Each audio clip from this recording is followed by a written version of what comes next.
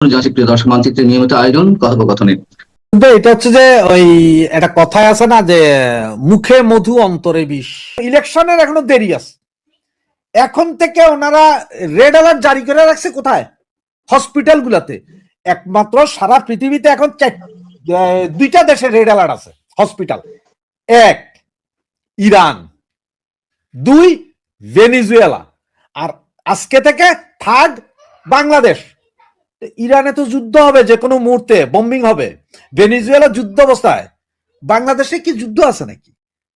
নাকি ওনারাই যুদ্ধ করবেন, কাউকে মারবেন? মাইরে রেড অ্যালার্ট দিয়ে রাখছে কোনটা? ফর এক্সাম্পল ধরেন এই কাপড়টা এই কাপড়টা দেখেন, এই যে অ্যাজ ইফ একটা রুমালের মতো। এইটা সারা ইউরোপে এই কাপড়টা ব্যবহৃত হয় আপনার প্রতিটা রেস্টুরেন্ট থেকে শুরু করে কফি বার পর্যন্ত সব জায়গায় ব্যবহৃত হয়। এবং এক একটা একদম সর্বনিম্ন মানে ফকিরনি রেস্টুরেন্টও যদি বলেন, সেইখানেও মাসে এই ধরনের কাপড় লাগে মিনিমাম 100 পিসের উপরে। কারণ এটা 3বার বা 4বার ব্যবহার করার পরে কেউ ধোয়াত দেয় না, সব ফালাইয়া দেয়। এই জিনিসগুলা আসে ইন্ডিয়া থেকে, পার পিস কিনতে হয় ধরেন 2 টাকা। এখন যখন ফ্রি ট্রেড ডিল এগ্রিমেন্ট আজকে হয়ে গেছে শেষ, এই কাপড় এখন পাবে 1 টাকা করে। ভারত তো নিজে তুলো উৎপাদন করে, সুতো উৎপাদন করে, বাংলাদেশ করে? দুইটার একটা তো বাংলাদেশের নাই।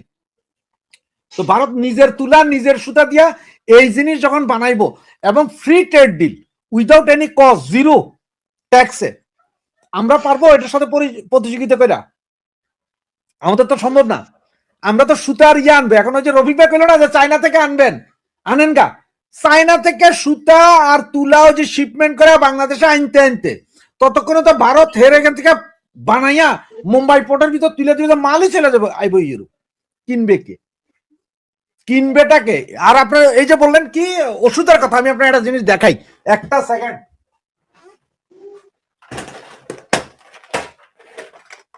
আমি এখানে ইংল্যান্ডে আমাদের যে ওষুধ,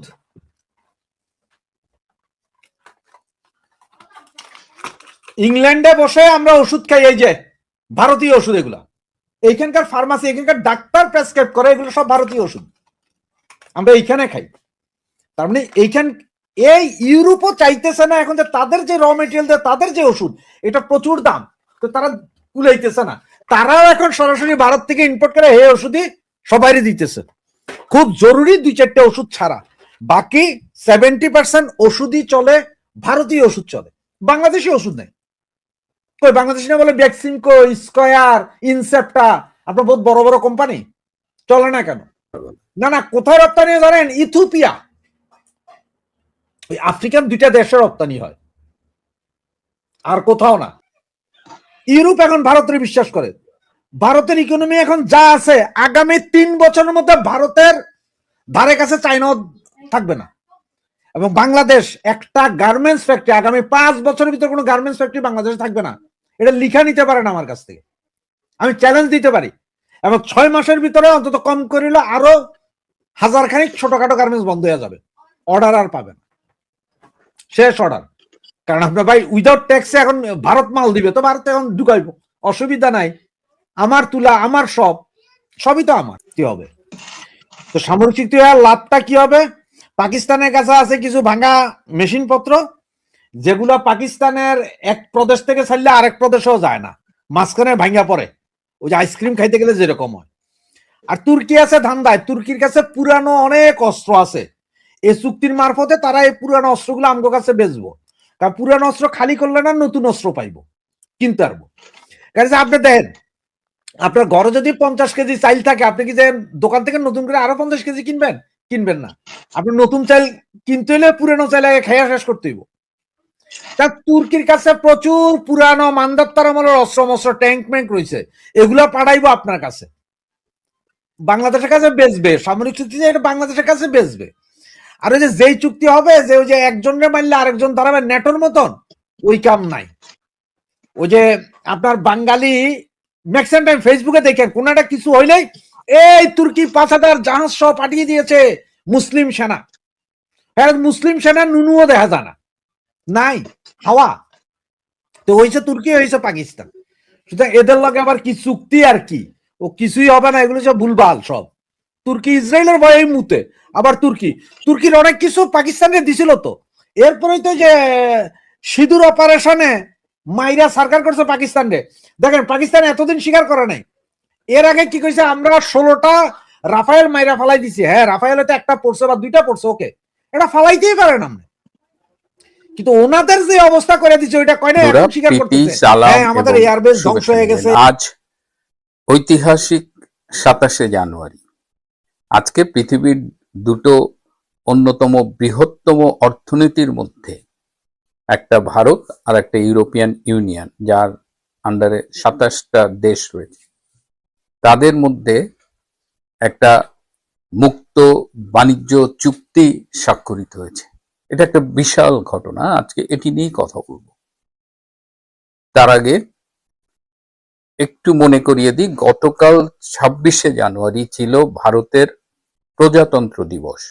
1950 সাল থেকেই ভারত এই দিনটিকে প্রজাতন্ত্র দিবস হিসেবে পালন করছে এবং গতকাল ছিল 77তম প্রজাতন্ত্র দিবস। এই উপলক্ষে বাংলাদেশের ভারতীয় হাইকমিশন তারা দুদিন আগেই একটা প্রোগ্রাম করেছিল। প্রতি বছর বেশ জাঁকজমকপূর্ণভাবেই এই প্রোগ্রামটা করে, কিন্তু এইবার ঢাকায় খুব সাদামাটা গোছের এই প্রোগ্রামটা হয়েছে।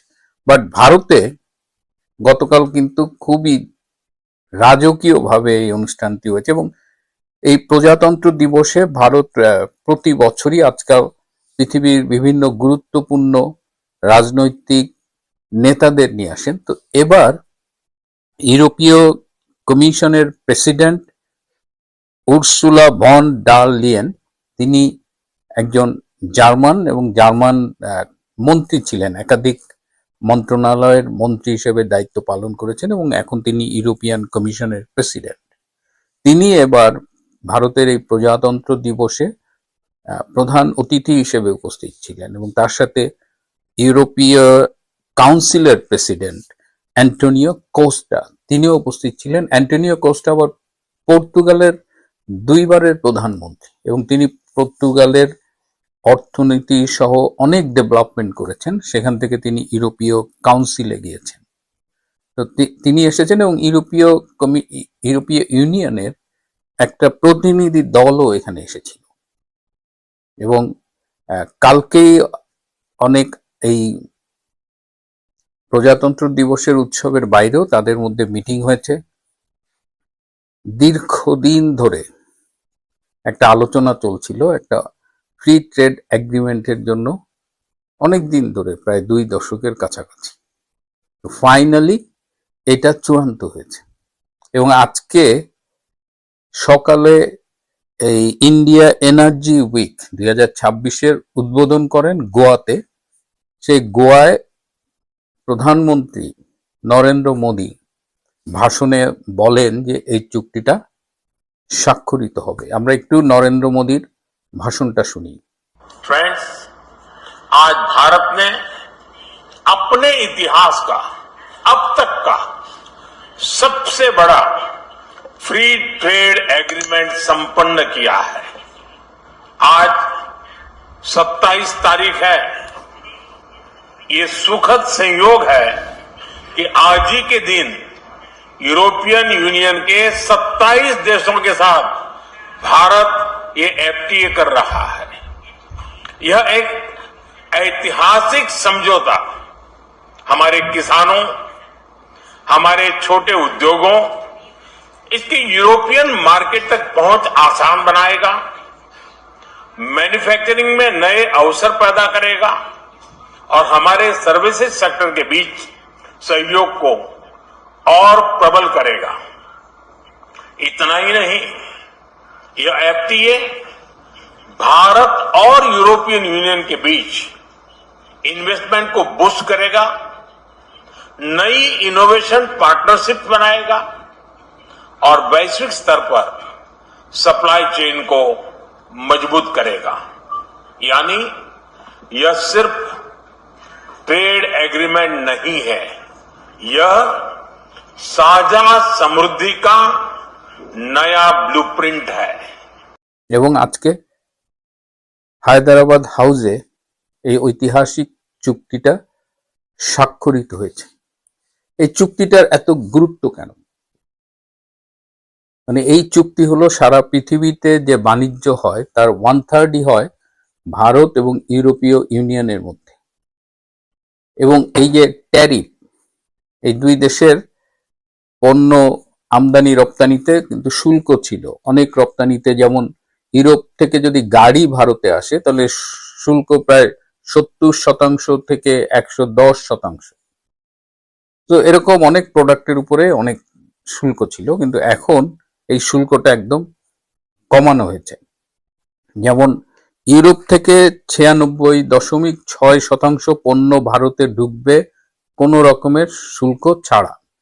আবার ভারতের 90% পণ্য ইউরোপে যাবে কোনো রকমের শুল্ক ছাড়া। এর বাইরে অনেক কমিয়েছে। ইভেন গাড়ি, যেটা 110% পর্যন্ত শুল্ক ছিল, সেটা কমিয়ে 40%-এ নামানো হচ্ছে। অ্যালকোহল জাতীয় পানীয়, তারও শুল্ক অনেক কমানো হয়েছে। তারপরে ধরেন প্রসেসড ফুড আসবে, মাংস আসবে, এগুলো একদম জিরো ট্যারিফ। তো এর ফলে এই ভারতের লোক সংখ্যা 140 কোটির মতো, ইউরোপীয় ইউনিয়নের লোক সংখ্যা প্রায় 45 কোটির একটু বেশি। তার মানে প্রায় 186 কোটি লোক কিন্তু বেনিফিটেড হবে। এবং যেটা ভারতের প্রধানমন্ত্রী নরেন্দ্র মোদীর বক্তৃতায় আমরা শুনলাম। কদিন আগে আবার ভারত ইউকের সাথেও এই ফ্রি ট্রেড এগ্রিমেন্ট করেছে, এবং এই যে ইউকের সাথে এবং ইউরোপিয়ান ইউনিয়নের সাথে এই দুটো যে চুক্তি হলো, এটা একে অপরের পরিপূরক, এবং এর মধ্য দিয়ে মানে ইউরোপিয়ান ইউনিয়ন, ইউকে এবং ভারত সবাই উপকৃত হবে। কিন্তু এর ফলে নাখোশ হচ্ছে আমেরিকা। আপনারা জানেন যে আমেরিকা, এই ট্রাম্প যখন ইলেকশনে নির্বাচিত হয় তখন বাইডেনকে হারানোর জন্য, মানে বাইডেনের ডেমোক্রেটিক পার্টির পরবর্তীতে প্রেসিডেন্ট প্রার্থী কমলা হ্যারিসকে হারানোর জন্য অনেক ডেমোক্রেট সমর্থকও ট্রাম্পকে সাপোর্ট দিয়েছিল। ভারতের মোদি তো দিয়েছিলই, এবং ট্রাম্পও বলেছে মোদি তার বন্ধু। কিন্তু পরবর্তীতে এই ট্যারিফ নিয়ে ট্রাম্প যা করলো, এবং ভারতের সাথে আমেরিকা যেভাবে সম্পর্ক একবার চুক্তি করে, একবার বন্ধু বলে, আবার ভারতকে ঠেকানোর জন্য বাংলাদেশ পাকিস্তানকে উস্কে দেয়।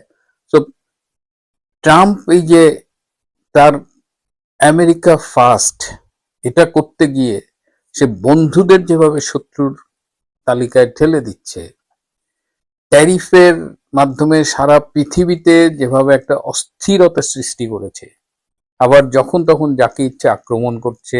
এই যে ভেনিজুয়েলার প্রেসিডেন্টকে একদম মানে হাইজ্যাক করে নিয়ে আসলো। আবার ইরানের সাথে একটা টেনশন চলছে, এবং শুনছি মার্কিন যুদ্ধ জাহাজকে নাকি ইরান ধাওয়া করেছে। তো এরকম একটা সারা বিশ্বে একটা অস্থিরতা তৈরি হয়েছে। গ্রিনল্যান্ড নিয়ে আপনারা জানেন, পুরা ডেনমার্ক শুধু না, পুরা ইউরোপের সাথে একটা সম্পর্ক খারাপ করে ফেলেছে। অথচ যখন ভারত এবং ইউরোপীয় ইউনিয়নের এই মুক্ত চুক্তি হলো, তখন আমেরিকার যে সেক্রেটারি অফ ট্রেজারি, মানে অর্থমন্ত্রী স্কট বেসেন্ট তখন আবার বলছে যে আমেরিকা এই চুক্তিটা হয় নাখোশ। এবং এখানে ঘটনাটা হলো কি, যে আমেরিকা বারবার বলছে রাশিয়ার তেল কেনা যাবে না, ভারতকে বলছে, কিন্তু ভারত কিন্তু কিনছে। রাশিয়ার থেকে তেল কিনে সেটাকে আবার পরিশোধিত করে সেই তেল আবার ইউরোপে বিক্রি করতেছে। তার মানে রাশিয়ার তেল বিক্রি করছে, এটার প্রফিট হচ্ছে, সেইটা আবার রাশিয়া যেহেতু ইউক্রেনের সাথে যুদ্ধ করছে, আবার ইউক্রেনের সেই যুদ্ধে ইউরোপ ইউক্রেনকে সাপোর্ট করছে। সো আমেরিকা বলার চেষ্টা করছে যে ইউরোপ ভারতের সাথে বাণিজ্য করে আলটিমেটলি ওই যে রাশিয়াকেই বেনিফিট করছে। তার মানে কি, এবং সেই রাশিয়া ইউরোপের বিরুদ্ধেও যুদ্ধ করছে পরোক্ষভাবে।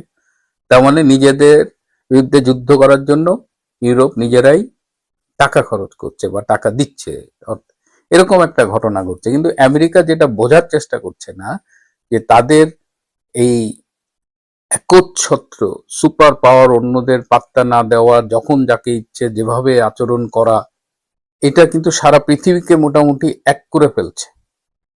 শুধু যে ইউরোপ ভারতের কাছাকাছি আসছে তা না, এবং ইউরোপিয়ান ইউনিয়নের যে এই কমিশনের প্রেসিডেন্ট উর্সুলা যে একটা কথা বলেছে যে একটি স্থিতিশীল সমৃদ্ধ পৃথিবী গড়বার জন্য ভারতের সাফল্য খুব প্রয়োজন, এটা খুব ইম্পর্টেন্ট। এদিকে আবার পাশাপাশি ব্রিক্স কিন্তু এগিয়ে আসছে। ব্রিক্স এখন চেষ্টা করছে যে রিজার্ভ ব্যাংক অফ ইন্ডিয়া তারা একটা প্রস্তাব দিয়েছে যে ব্রিক্সের দেশের মধ্যে ডিজিটাল কারেন্সির মাধ্যমে লেনদেন হতে পারে। এর ফলে লেনদেনের সময় কমবে, এটা তাড়াতাড়ি করা যাবে এবং ডলারের উপরে নির্ভরতা কমবে। তার মানে আমেরিকা যে ডলারের মাধ্যমে বিশ্ব অর্থনীতির মাতবাড়ি করে, সেই ডলারকেও চ্যালেঞ্জ করার একটা চেষ্টা চলছে। যে কানাডা আমেরিকার একদম বন্ধু ছিল এবং আমেরিকার উপরে বাণিজ্যের দিক দিয়ে নানানভাবে নির্ভরশীল ছিল, সেই কানাডা পর্যন্ত এখন শুনলাম যে তাদের বিভিন্ন জিনিসপত্র, তারা স্পেশালি এগ্রিকালচারের যে প্রোডাক্ট সেগুলো আগে আমেরিকা থেকে আনতো, এখন সেগুলো তারা ইউরোপ থেকে আনে, সারা পৃথিবীর থেকে তারা এখন সোর্স করতেছে। তারা তাদের সব সাপ্লাই এই সোর্স গুলাকে তারা ডাইভার্সিফাই করছে, চায়নার সাথে সম্পর্ক ভালো করছে। শুনলাম যে আম নিচ্ছে মেক্সিকো থেকে, টমেটো নিচ্ছে ইতালির থেকে, এবং এগুলো দামেও কম।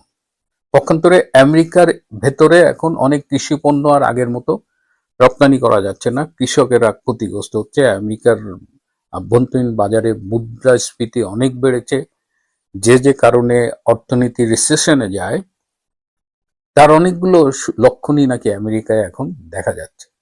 তো আমি জানি না ট্রাম্প এখন যেটা করছে সেটার মধ্য দিয়ে আমেরিকা ফার্স্ট বা আমেরিকার যে সুপ্রিমেসি বা সুপার পাওয়ার, সেটাকেই কি ট্রাম্প ঝুঁকির মধ্যে ফেলে দিচ্ছে কিনা, এটা আমেরিকার মানুষজন নিশ্চয়ই বিবেচনা করবেন, আমেরিকার রাজনীতিবিদরা তারাও ভেবে দেখবেন। তবে ট্রাম্পের হুমকি ধামকি, যখন তখন যাকে আক্রমণ করা, যখন তখন যাকে ট্যারিফ বাড়িয়ে দেওয়া, ভারতের বিরুদ্ধে ট্যারিফ 25, 50, 100% এসব হুমকি দিচ্ছে, ভারত কিন্তু চুপচাপ ঠান্ডা মাথায় কোনো রিয়াকশন না দিয়ে খেলে যাচ্ছে। আবার ভারতের সাথে ডিফেন্স চুক্তি করলো 10 বছরের। আরো অনেক এই যে পরস্পর স্ববিরোধী কাণ্ড কারখানা করছে, তার ফলে ওয়ার্ল্ডে এখন নতুন করে একটা মেরুকরণ হয় কিনা, আমেরিকা বিরোধী একটা মোর্চা গড়ে ওঠে কিনা, সেটাই দেখার বিষয়। এবং এই যে আমেরিকা বিরোধী বিশ্ব রাজনীতিতে নতুন মেরুকরণ, এর একটা প্রভাব কিন্তু বাংলাদেশের উপরও পড়বে। প্রিয় বন্ধুরা, আজ এ পর্যন্তই। ভালো থাকবেন, সুস্থ থাকবেন।